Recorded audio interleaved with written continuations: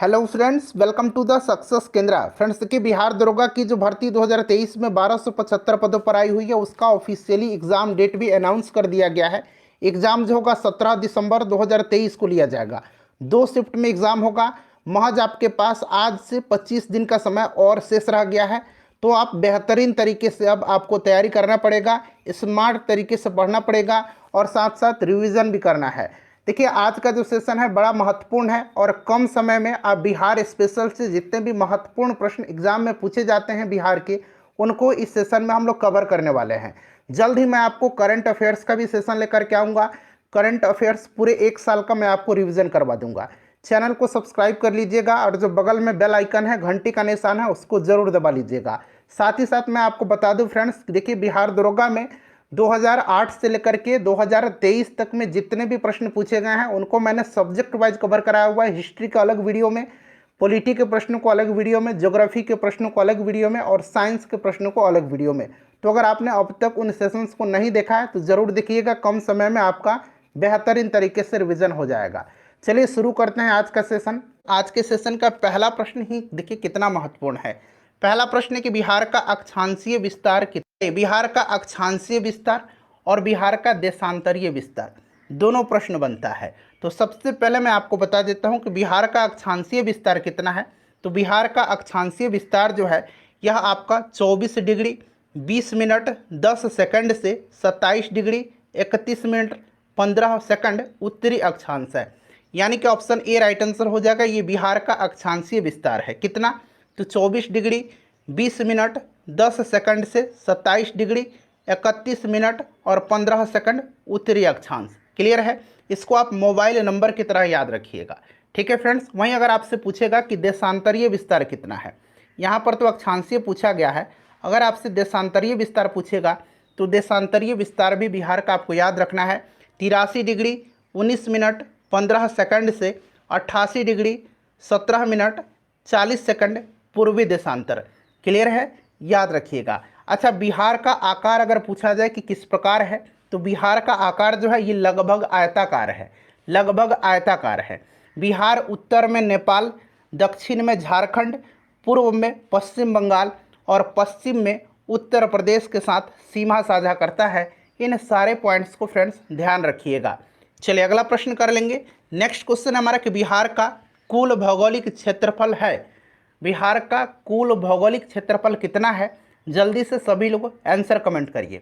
जल्दी से answer comment करिए। बहुत ही इंपॉर्टेंट यह प्रश्न है और आपको यह कंठस्थ याद रखना है कि बिहार का भौगोलिक क्षेत्रफल कितना है। तो आंसर इसका हो जाएगा 94,163 वर्ग किलोमीटर।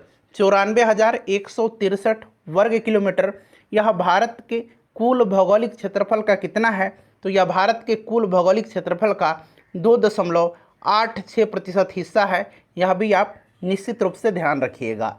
चलिए नेक्स्ट क्वेश्चन कर लेंगे फ्रेंड्स। थोड़ा सा हम लोग जल्दी में सेशन को कवर करेंगे, तो आप लोग क्या करिए, जल्दी जल्दी आंसर कमेंट करिए। ठीक है ना?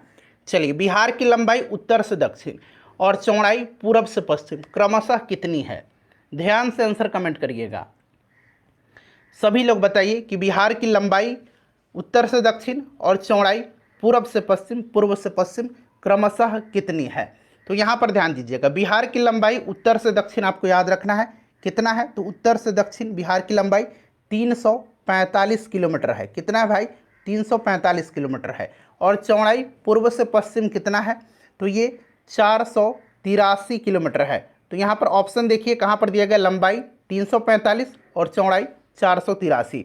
तो यहाँ पर देखिएगा 345 किलोमीटर और 483 किलोमीटर, यानी कि ऑप्शन नंबर इसका बी राइट आंसर हो जाएगा। क्लियर है फ्रेंड्स? याद रखिएगा। अच्छा, अगर प्रश्न बनेगा कि समुद्र तल से बिहार की औसत ऊंचाई कितनी है, समुद्र तल से बिहार की औसत ऊंचाई कितनी है, तो औसत ऊंचाई जो है 173 फीट है। यहीं अगर मीटर में दिया जाए तो मीटर में भी याद रखेंगे 53 मीटर। ठीक है ना? 53 मीटर बिहार की समुद्र तल से औसत ऊंचाई। फीट में पूछेगा तो 173 फीट, मीटर में पूछेगा तो 53 मीटर। अच्छा, समुद्र तट से बिहार की दूरी पूछेगा तो दूरी लगभग समुद्र तट से 200 किलोमीटर है। क्लियर? चलिए नेक्स्ट क्वेश्चन है हमारा कि निम्नलिखित में से कौन सा वन्यजीव अभयारण्य बिहार के मुंगेर जिला में स्थित है? निम्नलिखित में से कौन सा वन्य जीव अभयारण्य बिहार के मुंगेर जिला में स्थित है? चलिए सभी लोग आंसर कमेंट करिए, सबको आंसर लाइव चैट में कमेंट करना है। समय बिल्कुल नहीं है, अब आपको सब कुछ अंतिम प्रहार के रूप में करना है। सब कुछ एक बार रिवीजन कर लीजिए जितना भी आपने पढ़ा है। तो देखिए बिहार में जो है मुंगेर में कौन सा वन्य जीव अभयारण्य है? तो फ्रेंड्स यह भीम बांध वन्य जीव अभयारण्य है मुंगेर में। अच्छा, उदयपुर वन्य जीव अभयारण्य और वाल्मीकि टाइगर रिजर्व या फिर वाल्मीकि नेशनल पार्क, ये दोनों पश्चिम चंपारण जिला में है। राजगीर वन्य जीव अभयारण्य जो है ये कहाँ पर है? तो ये नालंदा में है। ये भी आप साथ साथ ध्यान रखिएगा। चलिए नेक्स्ट क्वेश्चन कर लेंगे फ्रेंड्स, और एक बार सभी लोग प्लीज़ फ्रेंड्स सेशन को लाइक कर दीजिए। लाइक बिल्कुल फ्री है, आपका कोई भी चार्ज नहीं लगेगा। लाइक करने से मुझे मोटिवेशन मिलता है। प्लीज़ लाइक ज़रूर किया करें और सेशन को ज़्यादा से ज़्यादा शेयर भी किया करें। चलिए निम्नलिखित में से कौन बिहार के साथ सीमा साझा करता है?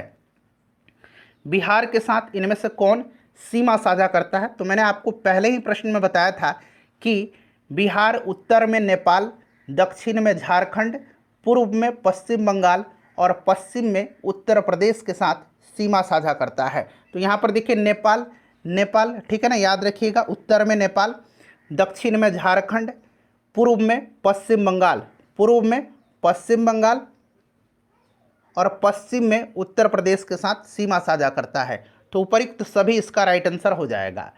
अगला प्रश्न है हमारा कि बिहार सोशलिस्ट पार्टी कब गठित हुई थी? बिहार सोशलिस्ट पार्टी का गठन कब हुआ था? चलिए आंसर कमेंट करिएगा। सारे के सारे आप देख सकते हैं इम्पॉर्टेंट प्रश्न ही हम कवर कर रहे हैं। चलिए बताइएगा राइट आंसर इसका क्या हो जाएगा। जितने भी वीडियोज हमने कराए हैं सबका मैंने प्लेलिस्ट बना, लिंक आपको डिस्क्रिप्शन बॉक्स में मिल जाएगा। यहाँ आप लाइव चैट कर रहे हैं, वहाँ पर सबसे ऊपर में देखिए लिंक आपको दिया गया है, वहाँ पर भी आप क्लिक करके सभी वीडियोज़ को देख सकते हैं। देखिए फ्रेंड्स, बिहार सोशलिस्ट पार्टी की स्थापना जो है, गठन जो है, ये 1931 में गंगा शरण सिंह, जयप्रकाश नारायण, फूलन प्रसाद वर्मा, अब्दुल बारी, राहुल संकृत्यायन, राम वृक्ष बेनीपुरी, योगेंद्र शुक्ल और भी नेता थे। इन सभी ने जो है एक समूह बना करके बिहार सोशलिस्ट पार्टी का गठन किया था। और 1934 में, याद रखिएगा, 1934 में बिहार सोशलिस्ट पार्टी का विधिवत गठन किया गया पटना में आचार्य नरेंद्र देव की अध्यक्षता में, और इसके सचिव जयप्रकाश नारायण जी बनाए गए थे। क्लियर है? चलिए नेक्स्ट क्वेश्चन कर लेंगे कि बिहार में कांग्रेस का पहला अधिवेशन कहाँ पर हुआ था? बेशक आपको इनमें से 60 से 70% या 80 से 85% प्रश्न आपको आते होंगे, लेकिन रिवीजन बड़ा ज़रूरी है। रिवीजन से कन्फ्यूज़न दूर होता है। रिवीजन कर लीजिए, मैक्सिमम आपका 45 से 50 मिनट का समय लगेगा। चलिए, बिहार में कांग्रेस का पहला अधिवेशन ये 1912 में हुआ था। कहाँ पर भाई? तो ये बांकीपुर पटना में हुआ था। इसकी अध्यक्षता किसने किया था? तो रघुनाथ नरसिंह माधोलकर ने, यानी कि RN माधोलकर ने किया था। और यह जो अधिवेशन था इसके महासचिव सच्चिदानंद सिन्हा थे और मौलाना मजहरूल हक स्वागत समिति के अध्यक्ष थे। क्लियर है? याद रखिएगा। दूसरा अधिवेशन 1922 में गया में हुआ था। इसकी अध्यक्षता चित्तरंजन दास ने किया था, यानी कि CR दास ने किया था, चित्तरंजन दास ने। चलिए नेक्स्ट क्वेश्चन है हमारा कि बिहार की सबसे ऊंची पहाड़ी कौन सी है? बिहार का सबसे ऊंची पहाड़ी इसमें से पूछा गया है। राइट आंसर कमेंट करिए। चलिए बताइए बिहार का सबसे ऊंची पहाड़ी चोटी कौन सी है इसमें से? तो फ्रेंड्स यह सोमेश्वर श्रेणी की पहाड़ी है, जो कि किस जिला में पड़ता है? तो यह पश्चिम चंपारण जिला में पड़ता है। पश्चिम चंपारण में Valmiki tiger reserve, Valmiki national park, जो कि एकमात्र नेशनल पार्क है बिहार का, ध्यान रखिएगा, उदयपुर वन्यजीव अभयारण्य, सरयामन झील या फिर सरयामन पक्षी विहार, ये सब पश्चिम चंपारण जिला में पड़ता है। चलिए नेक्स्ट क्वेश्चन है हमारा कि बिहार से लोकसभा के लिए कितने सदस्य, बिहार में संसदीय सीटों की संख्या कितनी है? इसका मतलब लोकसभा की सीट आपसे पूछा जा रहा है। तो लोकसभा की 40 सीट है। कितना सीट है भाई? तो लोकसभा की 40 सीट है। याद रखिएगा कितना सीट है? 40 सीट है। इन 40 सीट में से 6 सीट जो है यह अनुसूचित जाति के लिए रिजर्व है। ठीक है ना? 40 में से 6 सीट जो है यह अनुसूचित जाति के लिए रिजर्व है। अच्छा, ये तो लोकसभा हो गया। राज्यसभा पूछा जाएगा तब, तो राज्यसभा की कितनी सीट है बिहार में भाई? ये भी आपको ध्यान रखना होगा। राज्यसभा की 16 सीट है, विधानसभा की 243 सीट है, विधान परिषद की 75 सीट है।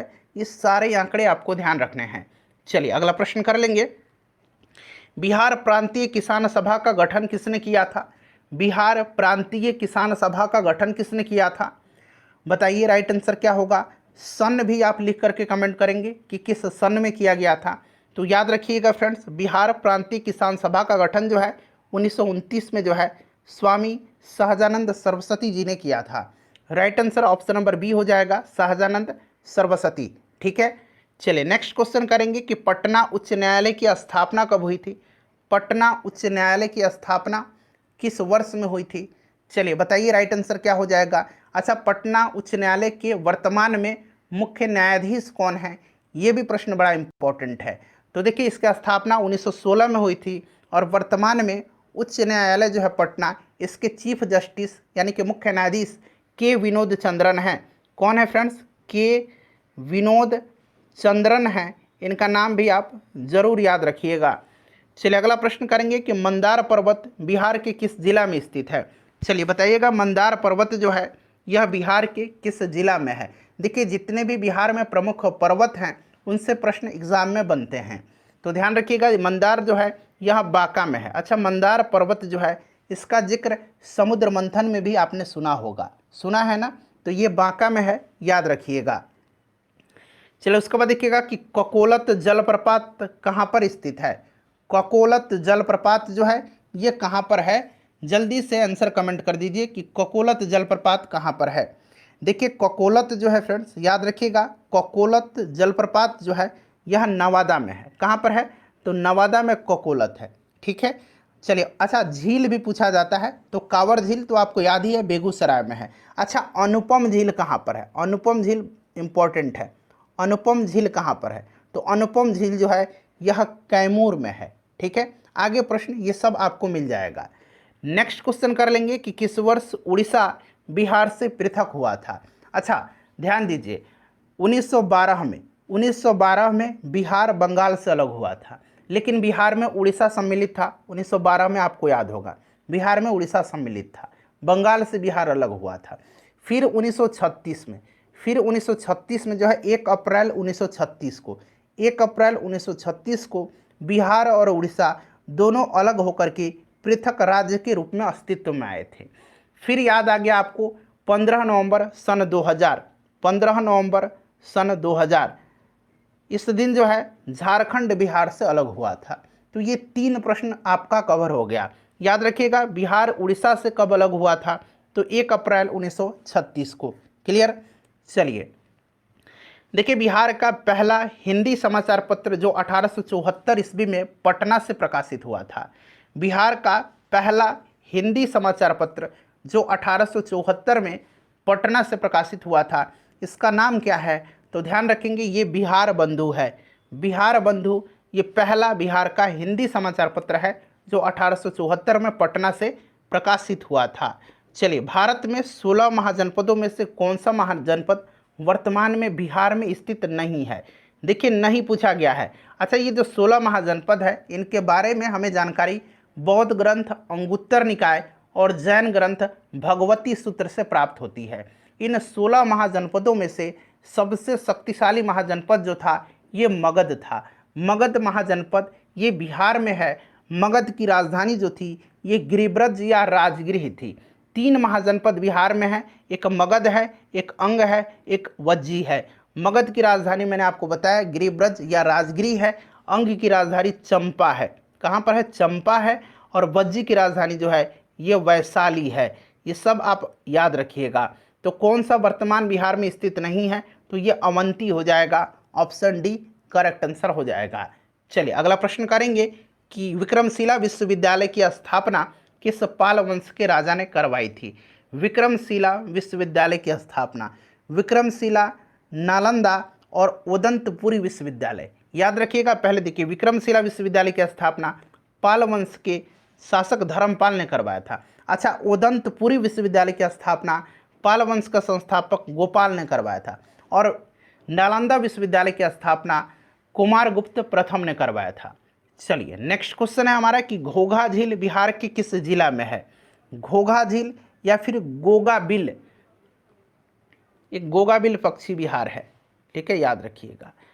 तो घोघा झील कहाँ पर है? घोघा झील या गोगा बिल पूछेगा तो इस तरह से आपको याद रखना है। ये कहाँ पर है? तो फ्रेंड्स यह कटिहार में है। कहाँ पर है? कटिहार में है, ध्यान रखिएगा, ठीक है ना।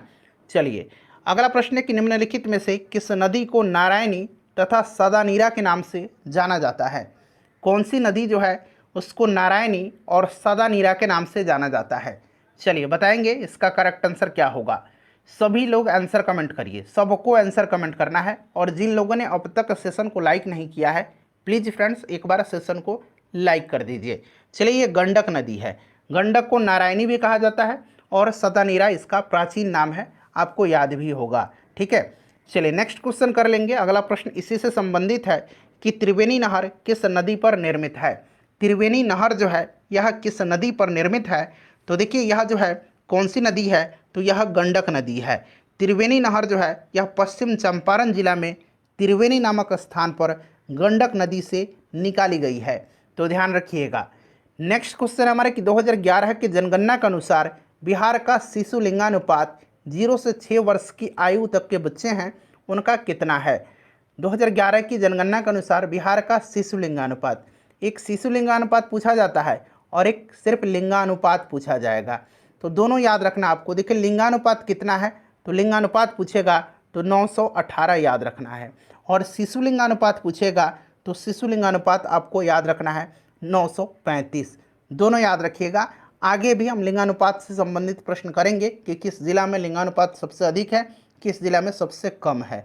चलिए देखिए बिहार में जब पहली बार राष्ट्रपति शासन लागू किया गया उस समय बिहार के राज्यपाल कौन थे? अच्छा ये तो राज्यपाल हो गए, मुख्यमंत्री का भी नाम पूछा जा सकता है। कब लागू हुआ था पहली बार बिहार में राष्ट्रपति शासन, ये भी पूछा जा सकता है। बिहार में कितनी बार राष्ट्रपति शासन लगाया जा चुका है, ये भी प्रश्न पूछा जाता है। तो सबसे पहले जान लीजिए कि पहली बार राष्ट्रपति शासन 1968 में बिहार में लागू हुआ था। उस समय मुख्यमंत्री कौन थे? तो मुख्यमंत्री भोला पासवान शास्त्री थे। भोला पासवान शास्त्री उस समय मुख्यमंत्री थे, और उस समय राज्यपाल जो थे ये नित्यानंद कानूनगो थे। बिहार में अब तक कितनी बार राष्ट्रपति शासन लगाया जा चुका है? तो 8 बार, ये भी आप याद रखिएगा। चलिए अगला प्रश्न है हमारा कि तृतीय बौद्ध संगति का आयोजन कहाँ किया गया था? अच्छा टोटल 4 बौद्ध संगतियाँ हुई है, याद है ना आपको।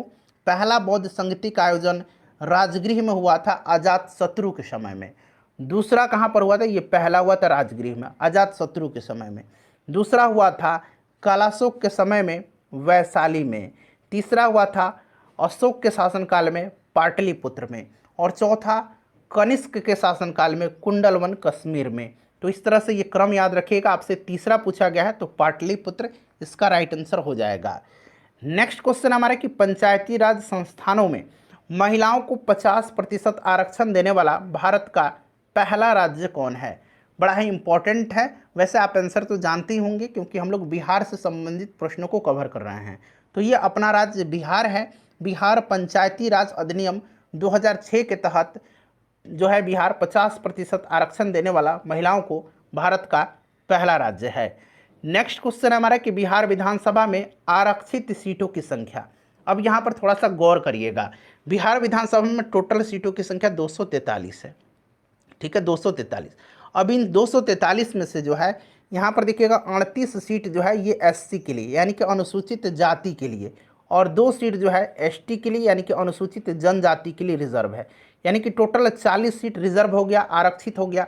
तो 243 में से 40 निकल जाएगा तो बच जाएगा कितना? 203 सीट। ये 203 सीट जो है ये अनरिजर्व्ड है, यानी कि यह आरक्षित नहीं है, यह अनारक्षित है। तो अगर यहाँ पर आरक्षित पूछा जा रहा है तो 40 टोटल है, 38 एससी के लिए और 2 एसटी के लिए, और अनरिजर्व पूछेगा अनारक्षित पूछेगा तो 203 भी याद रखिएगा। चलिए विधान परिषद में सीटों की संख्या 75 है बिहार में, ये भी आप ध्यान रखिएगा। चलिए बिहार के कितने जिले पड़ोसी देश नेपाल के साथ सीमा साझा करते हैं? अब यहाँ पर देखिएगा नेपाल के साथ, झारखंड के साथ, उत्तर प्रदेश के साथ और पश्चिम बंगाल के साथ बिहार के कितने कितने जिले सीमा साझा करते हैं? तो सबसे पहले यहाँ पर देखिए नेपाल के साथ 7 जिला सीमा साझा करता है। कौन कौन से जिला? तो सीतामढ़ी, किशनगंज, अररिया, सुपौल, मधुबनी, पूर्वी चंपारण और पश्चिम चंपारण, ये 7 जिले हैं। तो राइट आंसर ऑप्शन नंबर इसका सी हो जाएगा। अच्छा, झारखंड के साथ 8 जिले सीमा साझा करते हैं, उत्तर प्रदेश के साथ भी 8 जिले और पश्चिम बंगाल के साथ 3 जिला सीमा साझा करता है। चलिए नेक्स्ट क्वेश्चन कर लेंगे कि कांवर झील बिहार के किस जिला में है। देखिए कांवर लेक या कांवर झील हिंदी में पूछेगा तो याद रखना आपको ये कहाँ पर है। तो फ्रेंड्स कांवर झील जो है यह बिहार का पहला रामसर स्थल है, ये भी आप ध्यान रखिएगा। बिहार का पहला रामसर स्थल कांवर लेक है, ये बेगूसराय में है, तो बेगूसराय इसका करेक्ट आंसर हो जाएगा। नेक्स्ट क्वेश्चन करेंगे, बड़ा ही महत्वपूर्ण प्रश्न है। बिहार के कितने प्रमंडलों से होकर के गंगा नदी प्रवाहित होती है। कितने प्रमंडलों में से होकर के गंगा नदी प्रवाहित होती है।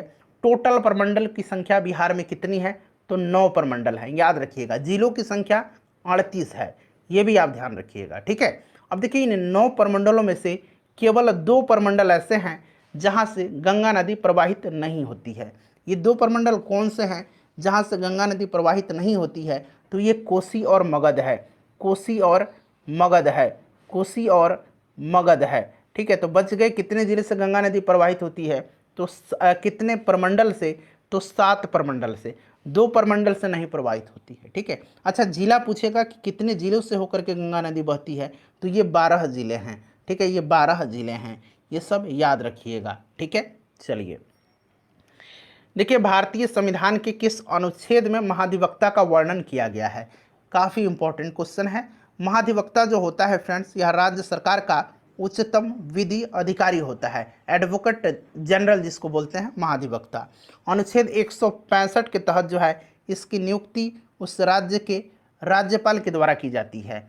क्लियर है, उस राज्य के राज्यपाल के द्वारा की जाती है। और वर्तमान में बिहार राज्य के महाधिवक्ता प्रशांत कुमार शाही हैं, पीके शाही हैं, याद रखिएगा। नेक्स्ट क्वेश्चन है कि बिहार का कौन सा जिला पश्चिम बंगाल से सीमा साझा नहीं करता है। पश्चिम बंगाल से मैंने आपको बताया था कि बिहार के कितने जिले सीमा साझा करते हैं, तो बिहार के 3 जिले सीमा साझा करते हैं। कौन कौन से जिले हैं, तो यह किशनगंज, पूर्णिया और कटिहार है। जमुई जो है सीमा साझा नहीं करता है, जमुई राइट आंसर हो जाएगा। नेक्स्ट क्वेश्चन करेंगे, थोड़ा सा हम लोग जल्दी में सेशन को कवर करेंगे फ्रेंड्स, ताकि समय जो आपका बचेगा वो आप अन्य विषयों पर फोकस करेंगे। चलिए राजपुर नहर परियोजना किस नदी पर स्थित है। राजपुर नहर परियोजना किस नदी पर स्थित है, बताइए। राजपुर नहर परियोजना किस नदी पर है। सभी लोग जल्दी से आंसर कमेंट करिए। राजपुर नहर परियोजना जो है यह कोसी नदी पर है, कोसी राइट आंसर इसका हो जाएगा। नेक्स्ट क्वेश्चन है हमारा कि बिहार के किस जिले का महिला साक्षरता दर सबसे न्यूनतम है, सबसे कम है।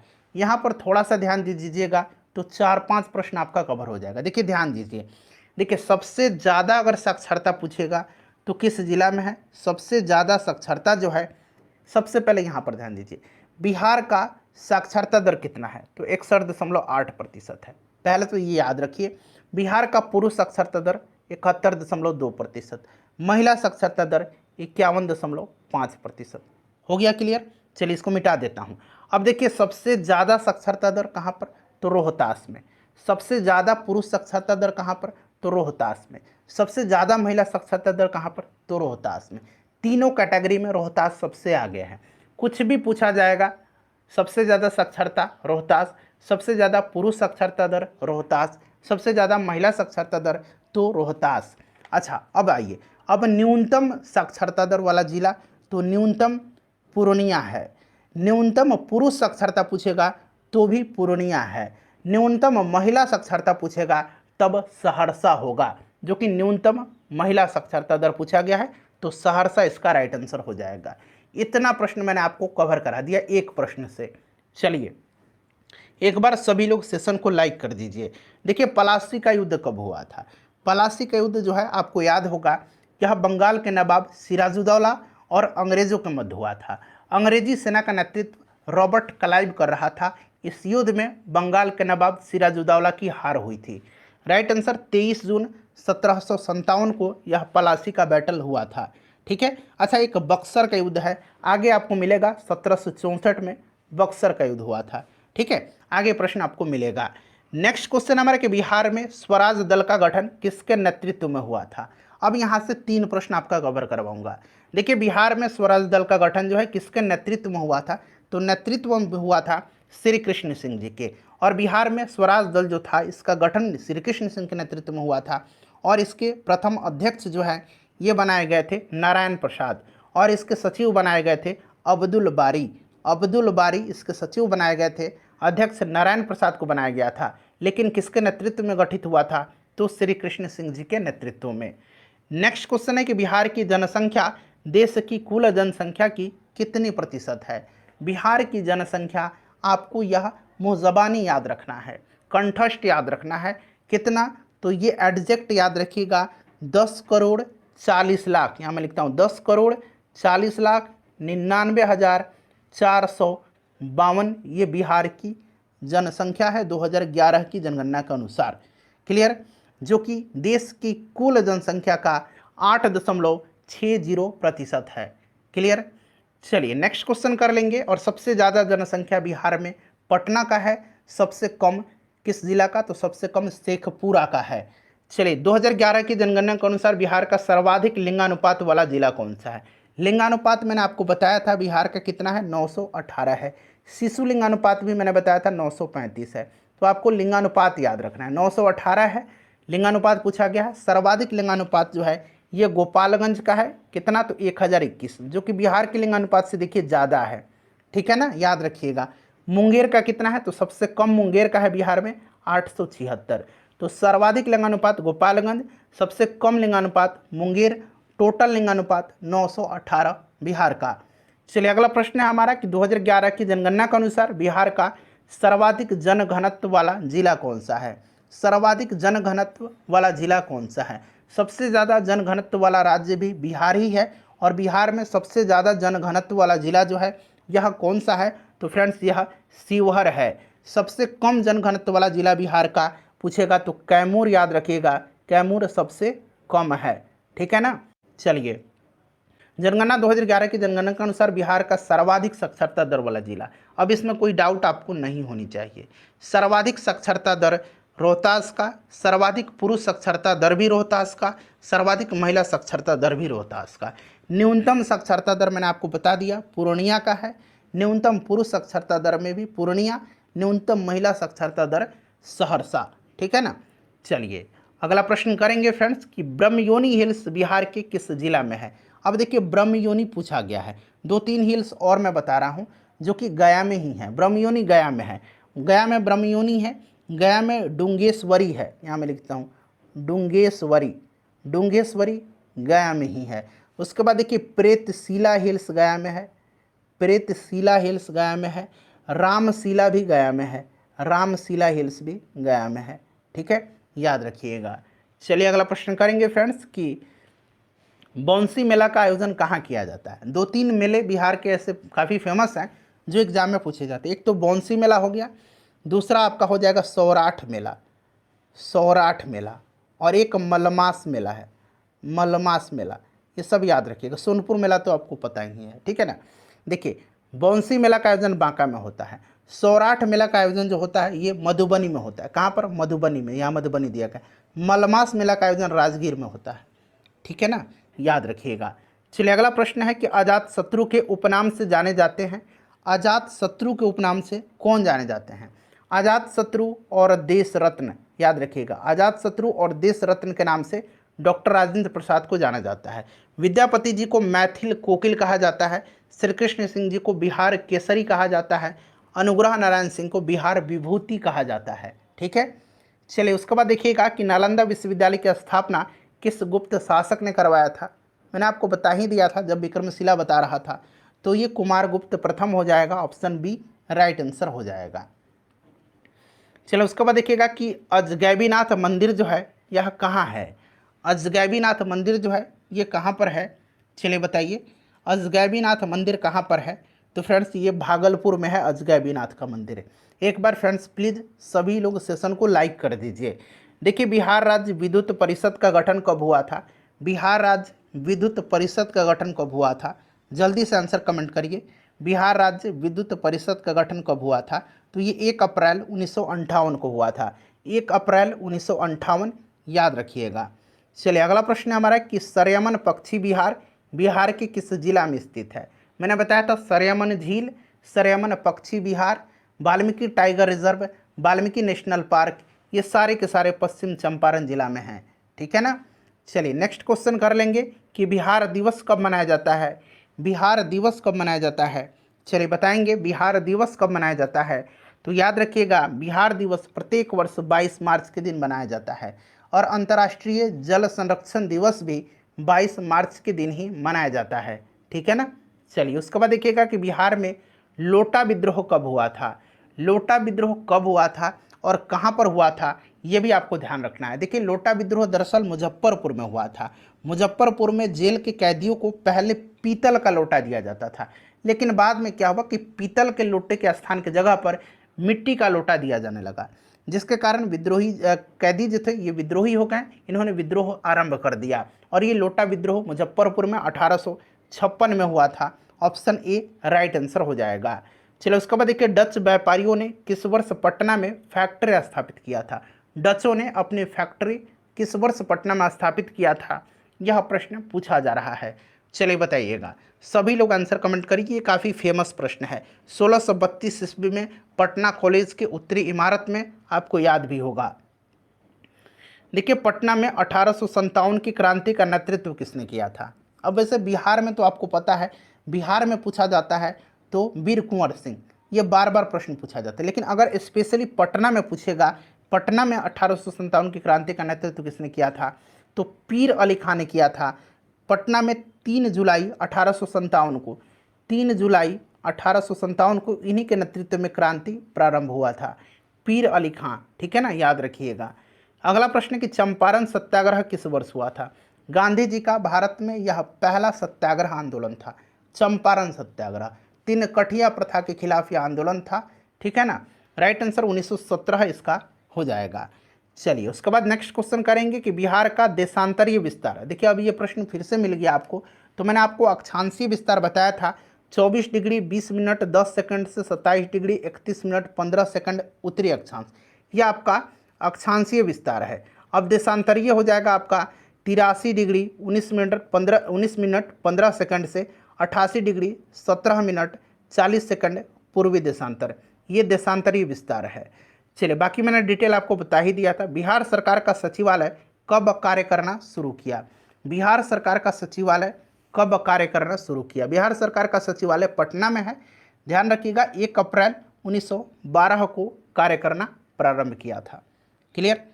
चलिए उसके बाद नेक्स्ट क्वेश्चन हमारे कि समुद्र तल से बिहार की ऊंचाई कितनी है। मैंने फीट में भी बताया था आपको और मीटर में भी बताया था। चलिए ध्यान दीजिए, याद करिए कि मैंने क्या बताया था और इसका आंसर कमेंट करिए। बिहार का जो है समुद्र तल से ऊंचाई पूछा गया। अच्छा समुद्र तल है, समुद्र तट, समुद्र तट, समुद्र तट से दूरी अगर पूछा गया होता तो ये लगभग 200 किलोमीटर होता। ठीक है ना, 200 किलोमीटर।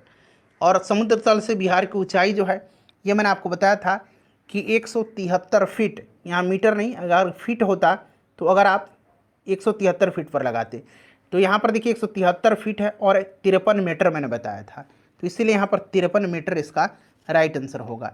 ठीक है ना, 53 मीटर इसका करेक्ट आंसर होगा। चलिए आगे बढ़ेंगे फ्रेंड्स, अगला प्रश्न कर लेंगे।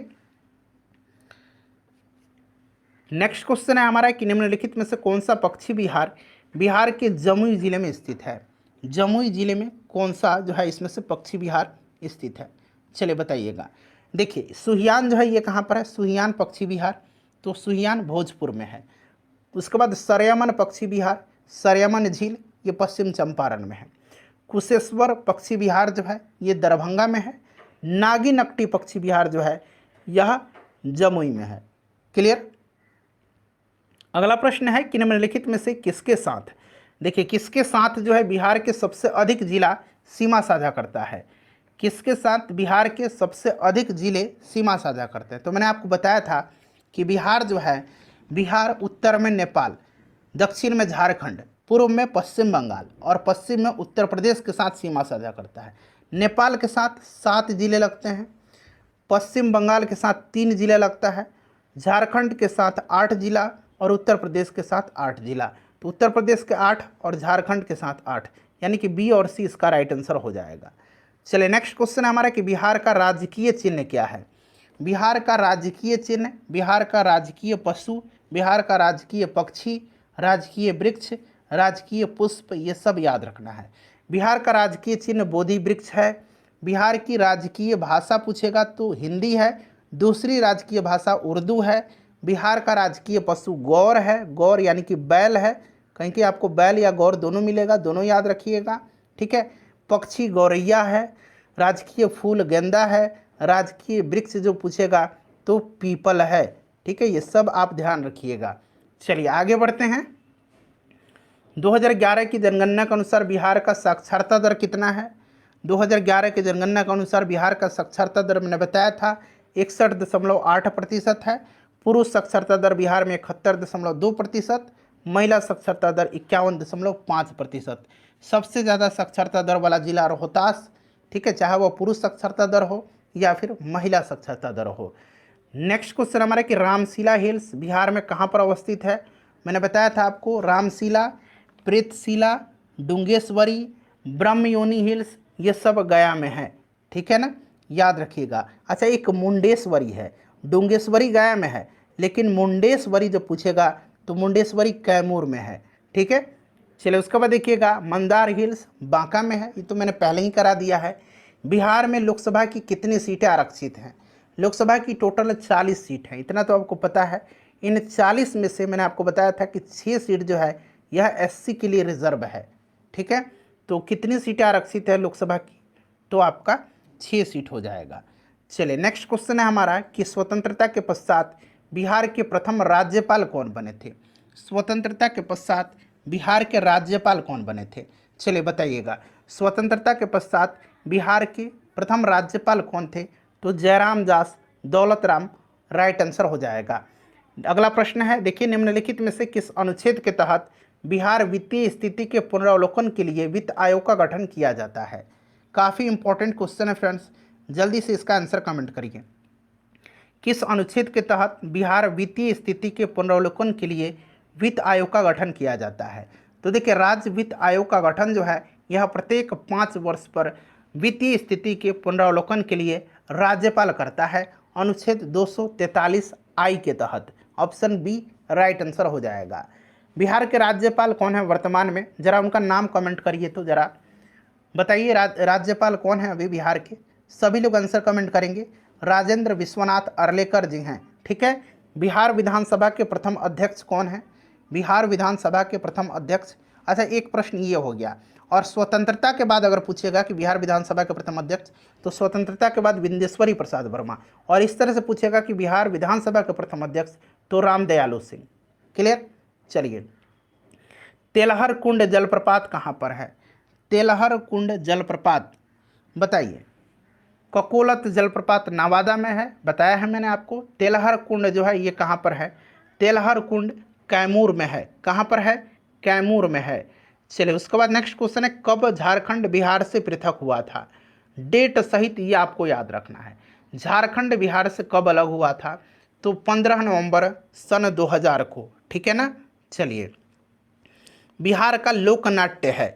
अच्छा लोक कला अगर पूछ ले, बिहार का लोक कला, बिहार का लोक कला, तो एक अहपन लोक कला कहाँ का है, तो अहपन बिहार का लोक कला है। बिहार का लोक नाट्य इसमें से जाट जाटिन है, भकुली बंका है, समा चकेवा है। तो उपयुक्त सभी इसका राइट आंसर हो जाएगा, उपयुक्त सभी। उसके बाद देखिएगा कि भारत में 16 महाजनपदों में से बिहार में स्थित अंग महाजनपद की राजधानी कहाँ पर है। 16 महाजनपद में से मैंने बताया था कि 3 महाजनपद वर्तमान बिहार में पड़ते थे। कौन कौन से, तो मगध। कौन कौन से, तो एक तो मगध हो गया, मगध के बाद कौन सा, तो मगध के बाद याद रखिएगा, मगध के बाद कौन, तो मगध के बाद अंग, अंग के बाद वज्जी। मगध, अंग और वज्जी 3 महाजनपद।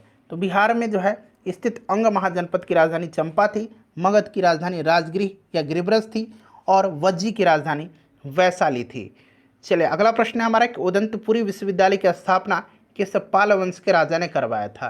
तो मैंने आपको बताया था कि उदंतपुरी की स्थापना गोपाल ने करवाया था, विक्रमशिला विश्वविद्यालय की स्थापना धर्मपाल ने करवाया था, और नालंदा विश्वविद्यालय की स्थापना कुमारगुप्त प्रथम ने करवाया था। चलिए, जगतपुर झील बिहार के किस जिला में है? जगतपुर झील बिहार के किस जिला में है? बताइए राइट आंसर क्या होगा। जगतपुर झील बिहार के किस जिला में है? जगतपुर झील जो है ये भागलपुर में है। कहाँ पर है भाई? तो यह भागलपुर में है। नेक्स्ट क्वेश्चन है कि क्षेत्रफल के अनुसार बिहार का सबसे छोटा प्रमंडल कौन सा है? प्रमंडल पूछा गया है, छोटा प्रमंडल कौन सा है? चलिए, प्रमंडल टोटल 9 प्रमंडल हैं, आपको याद है ना, और 38 जिला है। तो आपसे प्रमंडल पूछा जा रहा है, 9 प्रमंडल हैं, इनमें से सबसे छोटा जो है यह भागलपुर प्रमंडल है। भागलपुर में केवल 2 ही जिला आता है, कौन कौन से? तो एक स्वयं भागलपुर और दूसरा बांका, ठीक है ना, याद रखिएगा। नेक्स्ट क्वेश्चन है कि जयप्रकाश सेतु किस नदी पर स्थित है? जयप्रकाश सेतु किस नदी पर स्थित है? बिहार में है ये सब। जयप्रकाश सेतु जो है यह गंगा नदी पर स्थित है, ठीक है ना, गंगा नदी पर स्थित है। चलिए, 2011 की जनगणना के अनुसार बिहार का लिंगानुपात कितना है? तो मैंने बता दिया था, लिंगानुपात 918, शिशु लिंगानुपात 935। सबसे ज़्यादा लिंगानुपात गोपालगंज का, सबसे कम लिंगानुपात मुंगेर जिला का। नेक्स्ट क्वेश्चन कर लेंगे। अब यहाँ से कोई भी प्रश्न बनेगा तो आपका नहीं छूटेगा, इतना बेहतरीन तरीके से मैंने आपका रिवीजन करा दिया। देखिए, कोपेन की जलवायु वर्गीकरण के अनुसार उत्तरी बिहार को किस जलवायु क्षेत्र में विभक्त किया गया है? अच्छा, ये कोपेन की जलवायु वर्गीकरण के अनुसार उत्तरी बिहार को तो CWG में, और अगर दक्षिणी बिहार पूछेगा, दक्षिणी बिहार को किस जलवायु क्षेत्र में रखा गया है? तो AW में, AW में, ठीक है ना, दोनों को आप याद रखिएगा। नेक्स्ट क्वेश्चन है, एक बार सभी लोग फ्रेंड्स प्लीज सेशन को लाइक कर दीजिए। देखिए, प्रथम जैन संगति का आयोजन कहाँ पर हुआ था? जैन संगति पूछा गया है। तो पहला जैन संगति का आयोजन जो हुआ था फ्रेंड्स, यह पाटलिपुत्र में हुआ था। कहाँ पर? पाटलिपुत्र में, चंद्रगुप्त मौर्य के शासनकाल में, और स्थूलभद्र की अध्यक्षता में, स्थूलभद्र की अध्यक्षता में, ठीक है ना, पहला जैन संगति। दूसरा जैन संगति कहाँ पर हुआ था? तो बल्लभी गुजरात में हुआ था। दूसरा जो हुआ था ये बल्लभी गुजरात में हुआ था, पहला पाटलिपुत्र में हुआ था। सब याद रखना आपको। देखिए, बिहार के कुल भौगोलिक क्षेत्रफल का कितना प्रतिशत वनावरण है? बिहार के कुल भौगोलिक क्षेत्रफल का कितना प्रतिशत वनावरण है? जरा बताइए, राइट आंसर कमेंट करिए। तो देखिए, ये जो नया फॉरेस्ट रिपोर्ट है 2021 के अनुसार कितना प्रतिशत वनावरण है? तो 7.84%, ठीक है। चलिए, नेक्स्ट क्वेश्चन है कि बरौनी तेल शोधक कारखाना किस देश के सहयोग से स्थापित किया गया था? बरौनी तेल शोधक कारखाना जो है ये किस जिला में पड़ता है? अच्छा, कांटी थर्मल पावर कहाँ पर है? किस जिला में है Kanti thermal power? Kanti thermal power station जो है ये कहाँ पर है, किस जिला में है? जिला का नाम कमेंट करिएगा। स्टेशन बताइए। कांटी थर्मल पावर मुजफ्फरपुर जिला में आता है, ठीक है। बरौनी तेल शोधक कारखाना बेगूसराय में पड़ता है, और यह रूस की सहायता से, सोवियत संघ की सहायता से एस्टेब्लिश किया गया था। नेक्स्ट क्वेश्चन है, किस राज्य के मरचा चावल को GI टैग प्रदान किया गया है? तो अभी हाल ही में इसे GI टैग दिया गया है। मिथिला मखाना को भी GI टैग दिया गया है, याद रखिएगा। और मरचा चावल जो बिहार के पश्चिम चंपारण में प्रसिद्ध है, तो ये बिहार राइट आंसर हो जाएगा इसका। नेक्स्ट था, किस मुगल शासक का राज्याभिषेक सबसे पहले पटना में हुआ था? वैसे 2 शासक थे जिनका राज्याभिषेक पटना में हुआ था मुगल साम्राज्य के। पहला शासक जिसका राज्याभिषेक पटना में हुआ था ये फर्रुखसियर था। फर्रुखसियर का राज्याभिषेक 1713 में हुआ था, और फर्रुखसियर का जन्म भी पटना में हुआ था, ध्यान रखिएगा। दूसरा शासक जिसका राज्याभिषेक पटना में हुआ था यह शाह आलम द्वितीय था। शाह आलम द्वितीय का राज्याभिषेक पटना में अंग्रेजों के संरक्षण में अंग्रेजी फैक्ट्री में किया गया था। मुंगेर को अपनी राजधानी बनाने वाला पाल शासक कौन था? मुंगेर को अपनी राजधानी बनाने वाला पाल शासक कौन था? चलिए आंसर कमेंट करिए, सभी लोग इसका आंसर कमेंट करेंगे। कौन सा पाल शासक था जिसने मुंगेर को राजधानी बनाया था? तो यह देवपाल था। कौन था? देवपाल था। पाल वंश का संस्थापक गोपाल था, याद रखिएगा। अगला प्रश्न है कि भारतीय संविधान के किस अनुच्छेद में महाधिवक्ता को राज्य विधानमंडल में बोलने, यानी कि विधानसभा में बोलने और इसकी कार्यवाही में भाग लेने का अधिकार है? अनुच्छेद 165 मैंने आपको बताया था। इसमें राज्य के जो महाधिवक्ता है, एडवोकेट जनरल है, इसकी नियुक्ति राज्यपाल के द्वारा की जाती है।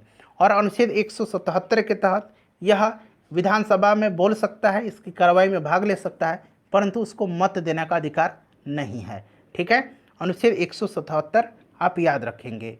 चलिए अगला प्रश्न करेंगे कि बिहार का कौन सा जिला नेपाल और उत्तर प्रदेश दोनों के साथ सीमा साझा करता है? देखिए नेपाल के साथ और उत्तर प्रदेश के साथ कौन सा जिला सीमा साझा करता है, तो यह पश्चिम चंपारण है। ठीक है। अच्छा, नेपाल और बंगाल के साथ, नेपाल और बंगाल के साथ पश्चिम बंगाल की बात की जा रही है, कौन सा जिला सीमा साझा करता है, तो यह किशनगंज है, यह किशनगंज है। ठीक है, नेपाल और पश्चिम बंगाल के साथ, समझ में आया। अच्छा, उत्तर प्रदेश और झारखंड के साथ कौन सा जिला सीमा साझा करता है, ये सब ध्यान रखना आपको, तो यह रोहतास है। कौन है, तो यह रोहतास है। ठीक है। अच्छा, झारखंड और पश्चिम बंगाल के साथ कौन सा जिला सीमा साझा करता है, तो ये कटिहार है, ये कटिहार है। ठीक है ना। तो याद रखिएगा, नेपाल और उत्तर प्रदेश पश्चिम चंपारण, नेपाल और पश्चिम बंगाल किशनगंज, उत्तर प्रदेश और झारखंड रोहतास, झारखंड और पश्चिम बंगाल कटिहार। चलिए आगे बढ़ेंगे कि सर्वप्रथम बिहार को दिल्ली सल्तनत के अधीन किसने किया था। सर्वप्रथम बिहार को दिल्ली सल्तनत के अधीन किसने किया था। चलिए बताइए राइट आंसर क्या हो जाएगा। सर्वप्रथम बिहार को दिल्ली सल्तनत के अधीन जो है यह इल्तुतमिश ने किया था। किसने किया था, इल्तुतमिश ने। अगला प्रश्न है कि 2011 की जनगणना के अनुसार बिहार की दशकीय जनसंख्या वृद्धि दर कितना है, यानी कि 2001 से लेकर के 2011 के मध्य को दशकीय कहा जाएगा, 10 वर्ष है, इसमें जनसंख्या वृद्धि दर कितना है बताइए। 2011 की जनगणना के अनुसार बिहार की दशकीय जनसंख्या वृद्धि दर कितना है, तो फ्रेंड्स यह 25.4% है। क्लियर। चलिए उसके बाद देखिएगा कि बक्सर के युद्ध में अंग्रेजी सेना का नेतृत्व किसने किया था। बक्सर के युद्ध में मैंने बताया था आपको कि आगे मिलेगा, 1764 में हुआ था। मीर कासिम, अवध के नवाब शुजाउद्दौला और मुगल सम्राट शाह आलम द्वितीय की सेना एक तरफ थी और दूसरे तरफ अंग्रेज लड़ रहे थे। अंग्रेजी सेना का नेतृत्व हेक्टर मुनरो कर रहा था, इसमें अंग्रेजी सेना का जीत हुआ था। पलासी के युद्ध में अंग्रेजी सेना का नेतृत्व रॉबर्ट क्लाइव कर रहा था। सिराजुद्दौला और रॉबर्ट क्लाइव के मध्य हुआ था, उसमें भी अंग्रेज जीते थे। बिहार में होम रूल लीग का गठन किसके नेतृत्व में हुआ था। बिहार में होम रूल लीग का गठन किसके नेतृत्व में हुआ था, 16 दिसंबर 1916, याद रखिएगा 16 दिसंबर 1916 को मौलाना मजहरुल हक की अध्यक्षता में बांकीपुर में बिहार में होम रूल लीग का गठन हुआ था। किसके नेतृत्व में, तो मौलाना मजहरुल हक के नेतृत्व में। चलिए, बिहार विद्यापीठ का उद्घाटन कब हुआ था।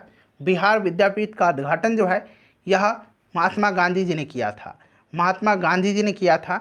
ध्यान रखिएगा 6 फरवरी 1921 को, 6 फरवरी 1921 को, और इसके प्रथम कुलपति मौलाना मजहरुल हक को बनाया गया था। ठीक है। चलिए, बिहार के किस जिले का जनसंख्या सबसे न्यूनतम है, तो मैंने बताया था सबसे ज़्यादा जनसंख्या वाला जिला बिहार का पटना है, और सबसे कम जो है जनसंख्या यह आपका शेखपुरा का है। 10,40,99,452, 10,40,99,452 ये बिहार की जनगणना है। ठीक है ना, ये आपको एग्जैक्ट याद रखना है। चलो उसके बाद नेक्स्ट क्वेश्चन है कि वर्धमान महावीर को निर्वाण कहाँ पर प्राप्त हुआ था। वर्धमान महावीर को निर्वाण कहाँ पर प्राप्त हुआ था। इनका जन्म कुंडग्राम वैशाली में हुआ था और निर्वाण इनको पावापुरी में प्राप्त हुआ था, पावापुरी। और गौतम बुद्ध की मृत्यु महापरिनिर्वाण उनको प्राप्त हुआ था कुशीनगर में। चलो उसके बाद नेक्स्ट क्वेश्चन है कि 1857 के विद्रोह के समय पटना का कमिश्नर कौन था। तो मैंने आपको बताया था कि पटना का कमिश्नर उस समय विलियम टेलर था, विलियम टेलर था। पीर अली खां के नेतृत्व में पटना में 1857 की क्रांति की शुरुआत हुई थी। चलो उसके बाद देखिएगा कि साइमन कमीशन पटना कब आया था। साइमन कमीशन वैसे भारत आया था 3 फरवरी 1928 को, आपको याद होगा। पटना कब आया था, तो पटना यहाँ कब आया था, 12 दिसंबर 1928 को। ठीक है। चलिए, पटना में रामकृष्ण सोसाइटी की स्थापना किसके द्वारा की गई थी। पटना में रामकृष्ण सोसाइटी की स्थापना किसके द्वारा की गई थी। तो देखिए, रामकृष्ण सोसाइटी की स्थापना पटना में 1906-07 में जो है किसने किया था, 1906-07 में बाबा ठाकुर दास के द्वारा किया गया था, याद रखिएगा। चलिए उसके बाद नेक्स्ट क्वेश्चन है हमारा कि बिहार सोशलिस्ट पार्टी कब गठित हुई थी। ये प्रश्न मैंने आपको करा दिया था, और फ्रेंड्स मैं चाहता हूँ कि इसका आंसर आप कमेंट करके बताइए, और फ्रेंड्स सेशन को लाइक कर दीजिए। लगभग 100 प्रश्न मैंने आपको करा दिए, और सेशन को प्लीज़ जल्दी से ग्रुप में शेयर कर दीजिएगा।